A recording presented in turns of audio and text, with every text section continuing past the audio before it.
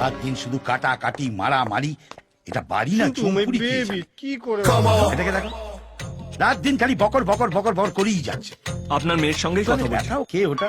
এই, আমার মেয়ের সঙ্গে? ওদের দুজনের মধ্যে ইন্টু মিন্টু চলছে, একবার দেখুন। এই মনে হচ্ছে না আমার চোখে একটা প্লাস পাওয়ারের চশমা আছে?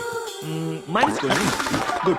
ইনফ্যাক্ট আমিই বলেছিলাম নিজেকে না পাল্টালে কোনো মেয়েই কাছে ঘেসবে না। আমার মেয়েটা কি কাছে ঘেসতে হলো? আমি আছি তো। ওইটাই তো সবচেয়ে বড় চিন্তা।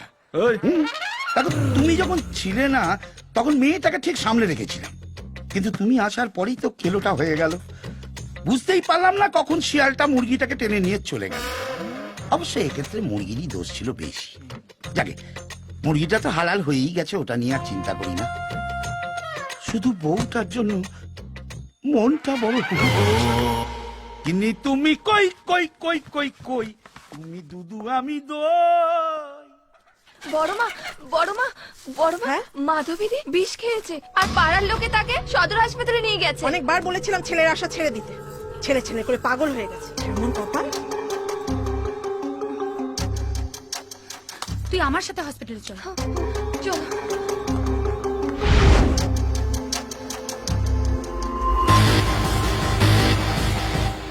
ছোট কাকা, এবার আমিও তোমার সাথে অ্যাকশনে বেরোবো। যাবি?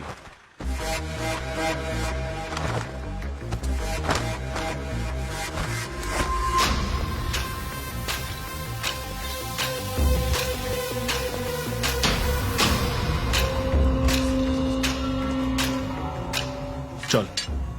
কোথায়? ওকে নিয়ে যেতে পারবে না।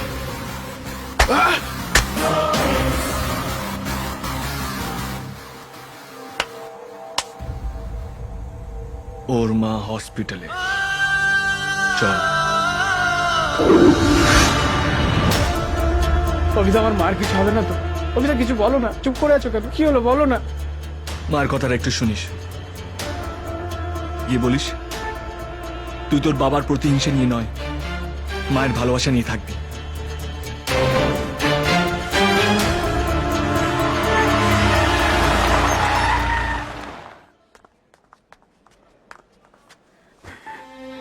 আমায় ছেড়ে চলে যাচ্ছ মা? দেখো, এবার থেকে আমি তোমার সব কথা শুনবো। বিশ্বাস করো মা, আমি আর ওদের বাড়ি যাবো না। তোমার দিব্যি।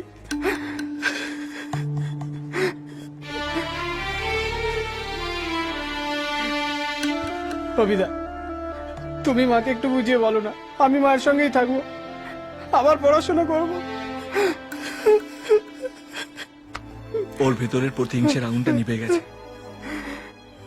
এবার আপনি যদি মুখটা ফিরিয়ে নেন, তাহলে না আপনি বাঁচবেন না ও বাঁচবে। ওকে এখান থেকে অন্য কোথাও নিয়ে গিয়ে ভালো করে লেখাপড়া শেখান, ওর জীবনটাকে নতুন করে গড়ুন।